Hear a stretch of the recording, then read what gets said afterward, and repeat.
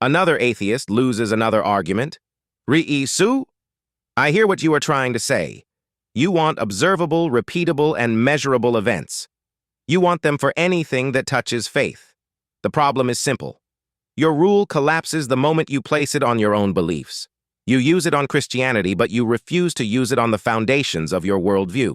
I will show you where your reasoning breaks. You say Caesar and Waterloo are safe because they are not divine. That misses the point.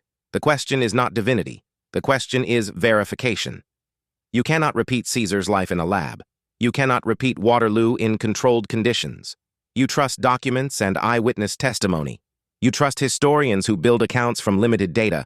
You accept the tools of historical inquiry when they serve you. You reject them only when they support the resurrection. That is selective thinking.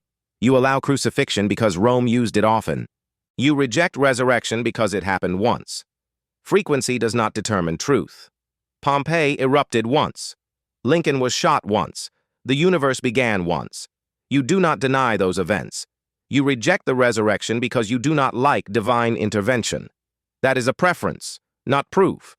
You have not shown that the resurrection did not happen. You have only dismissed it. Your standard requires that every event be observable and repeatable. Apply that rule to history, and everything collapses. You cannot repeat Caesar crossing the Rubicon. You cannot repeat the birth of Socrates. You cannot repeat the assassination of Julius Caesar. These events are accepted because of testimony. The resurrection stands in the same category. You refuse to judge it by the same measure. That reveals a bias. The New Testament is eyewitness testimony. These writers faced jails, beatings, and death. They gained no wealth or status. They recorded what they saw. They described a body placed in a tomb. They described a stone moved. They described encounters with someone alive after execution. You offer nothing to contradict it. You do not produce a body. You do not produce an alternate history. You only declare it impossible. That is not evidence. You say you stand on science, then stand on it. Life from non-life has never been seen. No lab has produced a working cell. No scientist has created self-replicating genetic material from raw chemicals. No one has solved the information problem inside DNA. Every attempt ends in dead chemicals or broken molecules. Abiogenesis offers theories, but no proof. You accept the event even though it has never been observed, repeated, or measured. That alone breaks your standard. You treat large-scale evolution as settled science.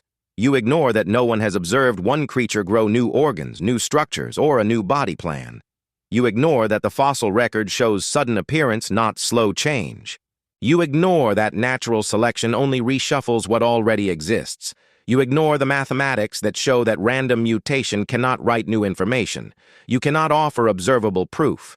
You cannot show a repeatable experiment that produces a new complex structure. You rely on faith in a process you cannot show. If you placed your own worldview under your own rules, you would lose abiogenesis, evolution, multiverse theory, and every claim about origins. You do not do that. You only use the rule when it attacks the resurrection. That is why I say it is about control. You set the terms so that your beliefs pass and mine fail. That is not logic. That is a strategy dressed as objectivity. You say, my faith shrinks. The truth is clear. Your standard would erase your own worldview before it erases mine. You deny the resurrection, but you cannot show the body. You cannot show a natural cause. You cannot refute the eyewitness accounts. You cannot create a counter-narrative. You cannot even defend your own foundational beliefs with your own rules. Re-su, the resurrection stands on testimony that fits the same methods you use for every other ancient event. You are free to deny it.